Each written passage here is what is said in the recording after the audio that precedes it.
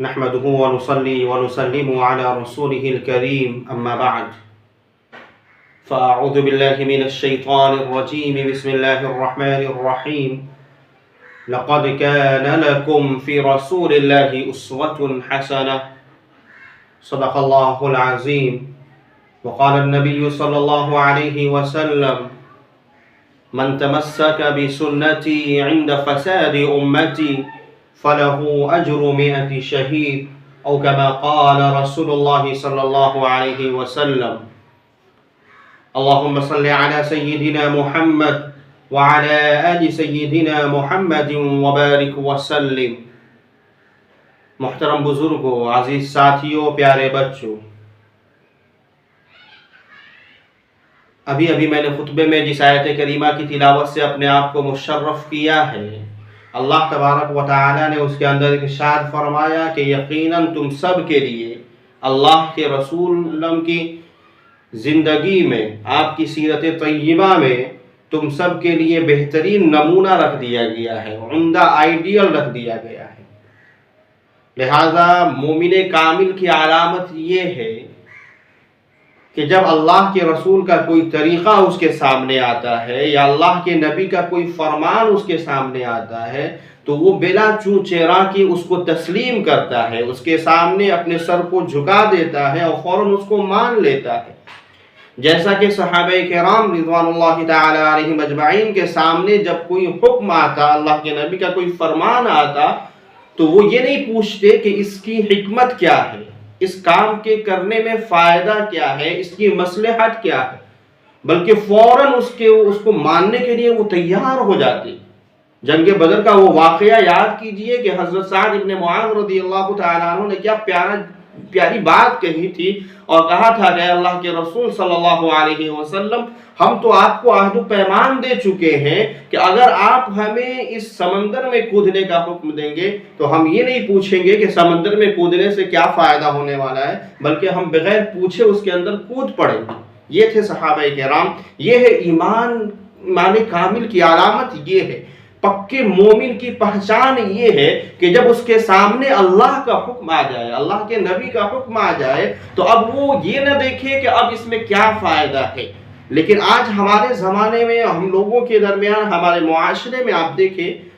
کہ ایمان کتنا کمزور ہو گیا ہے ہمارا، کہ جب اللہ کے نبی کا کوئی فرمان آپ کو سنایا جاتا ہے، ہم کو سنایا جاتا ہے، تو ہم یہ پوچھتے ہیں کہ اس کی حکمت کیا ہے، اس کے اندر مصلحت کیا ہے. بہت زیادہ آج یہ معاشرے کے اندر یہ بات پھیلی ہوئی ہے. مثال کے طور پر اگر کسی بندے سے یہ کہا جائے کہ بھائی اپنی شکل، اپنی صورت اس طریقے سے آپ بنا لیں جیسا کہ آپ کے آقا، ہم سب کے آقا و مولا جو اللہ کے بھی محبوب ہیں، ہم سب کے محبوب ہیں، جناب محمد الرسول اللہ صلی اللہ علیہ وسلم کی شکل و صورت کی طرح اپنی شکل آپ بنا لیں، تو فوراً یہ سوال لوگ کرتے ہیں کہ کیا مولوی صاحب اسلام میں داڑھی رکھنا کوئی فرض ہے، واجب اور ضروری ہے؟ کیا داڑھی کے بغیر کوئی مسلمان نہیں ہو سکتا؟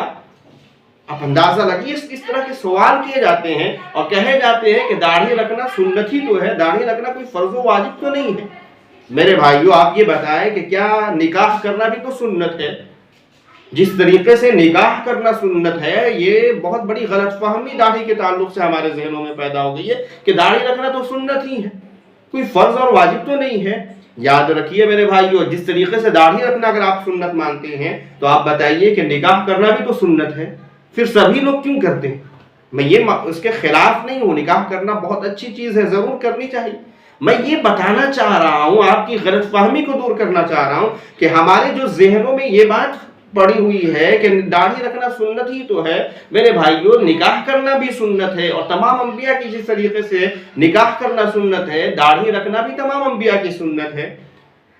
تو نکاح تو سبھی لوگ کرتے ہیں. حالانکہ میں آپ کو بتاؤں کہ بعض صورتوں میں نکاح کرنا حرام بھی ہو جاتا ہے.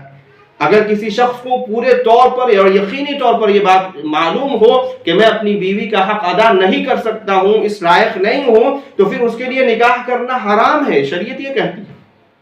بعض صورتوں میں نکاح حرام بھی ہو رہا ہے، لیکن داڑھی رکھنا بہرحال اپنے نبی کی سنت ہے، تمام انبیاء کی سنت ہے، کبھی اس کو یہ جو ہے حرام نہیں ہے رکھنا. لیکن اس کے باوجود ہم یہ سوال کرتے ہیں کہ کیا داڑھی رکھنا کوئی فرض ہے مولوی صاحب؟ یہ ہمارے ایمان کے کمزور ہونے کی دلیل ہے میرے بھائیوں۔ جب اللہ ہمارے نبی رکھتے تھے تو پھر یہ پوچھنے کی ضرورت ہی نہیں ہے۔ آئیے میں آپ کو ایک پکے مومن کا ایک واقعہ آپ کو سناتا ہوں۔ امریکہ کے ایک یونیورسٹی کا یہ واقعہ ہے، مولانا مودودی صاحب نے اپنی کتاب رسائل و مسائل کے اندر نقل کیا ہے، اور وہیں سے میرے استاذ محترم سابق شیخ الحدیث مفتی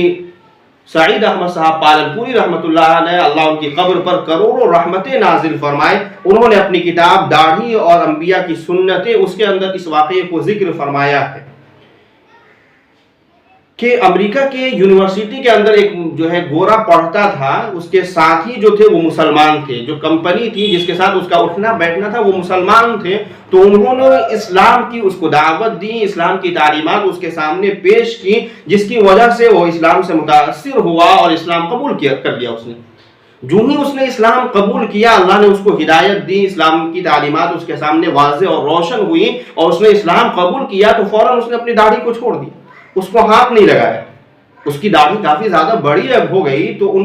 اس کے وہی دو ساتھی جو اس کو اسلام کی طرف بلائے تھے، اسلام کی دعوت جنہوں نے اس کو دی تھی، انہوں نے ہی اس کو ٹوکا اور کہا کہ بھائی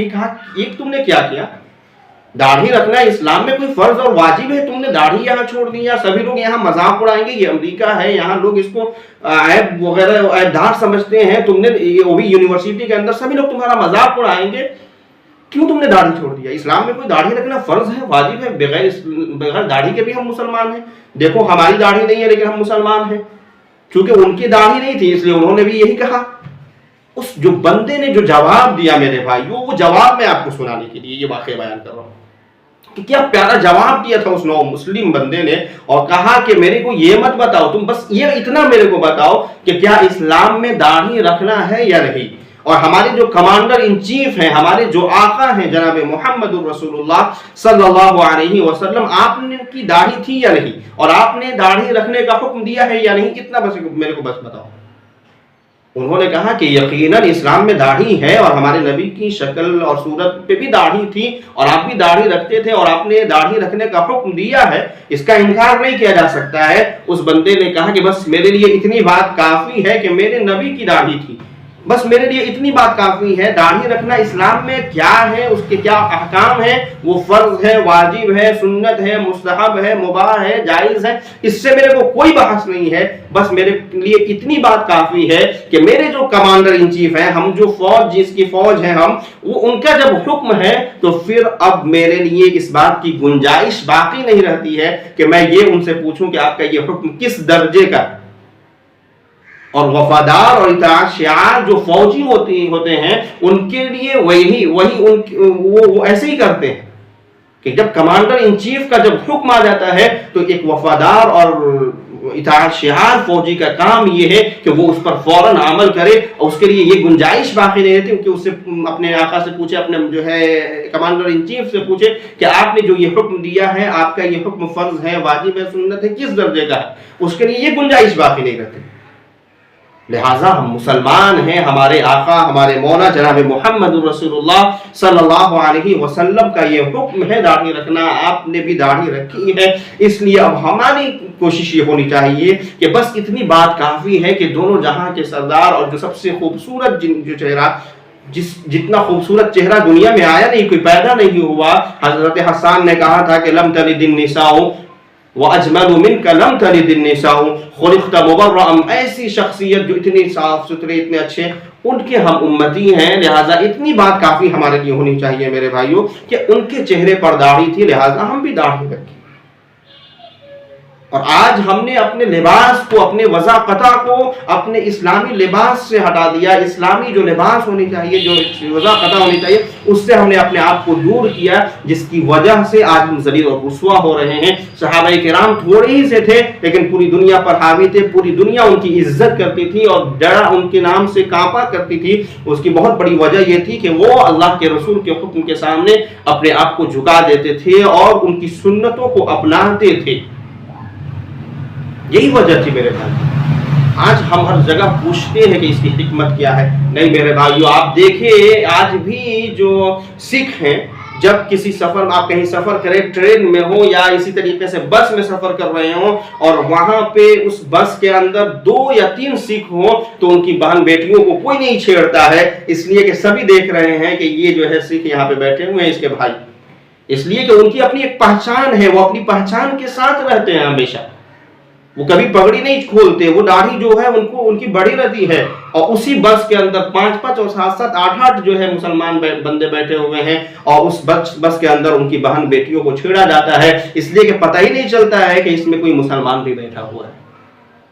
میرے بھائیو، ہم نے اپنی پہچان کو کھو دیا ہے آج کے زمانے میں، اپنی پہچان واپس لائیے، جو آپ کا لباس ہے، جو آپ کی شکل و صورت ہونی چاہیے اس طریقے سے اپنی شکل و صورت بنائیے، اپنی وضاقتہ بنائیے، اپنے لباس کو بنائیے، اپنے پہناوے بنائیے، آپ اس کا روب پڑتے ہوئے دیکھیں گے دوسروں کے اوپر۔ آپ رمضان کے مہینے کے اندر آپ دیکھتے ہوں گے کہ اگر شام کے وقت، صبح کے وقت جب مسلم معاشرے کے اندر یا کسی بڑے شہر کے اندر، چھوٹے شہر کے اندر آپ نے دیکھا ہوگا کہ جب مسلمان جو ہے کرتا پائجامہ پہن کر، ٹوپی لگا کر جب جو ہے مارکیٹ میں جاتے ہیں، ایسا لگتا ہے کہ پورے مارکیٹ کے اندر صرف مسلمان ہی مسلمان ہیں۔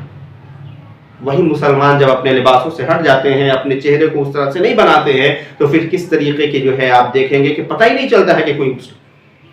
اس لیے اس کا بھی ایک الگ روب ہے میرے بھائیوں۔ اسلام کا جو بھی حکم ہے وہ ہمارے ہی لیے ہے، ہمارے فائدے کے لیے ہے۔ آپ حضرات سے درخواست ہے کہ اللہ کے رسول کا حکم ہے داڑھی رکھنا، آپ نے بھی رکھی ہے، ہم سب بھی داڑھی رکھنے کی کوشش کریں، اور دنیا کیا کہتی ہے اس کے پیچھے آپ مت جائیں کہ دنیا کیا کہے گی، دنیا والے نہیں میرے بھائیوں، دنیا تو یہی ہم زندگی بھر سوچتے رہتے ہیں کہ دنیا کیا کہے گی، دنیا کیا کہے گی، اور ایک دن دنیا یہی کہتی ہے انا للہ و انا الیہ راجعون۔ لہٰذا اس سے آنے سے پہلے ہم اپنی وضاقتہ، اپنے لباس کو، اپنے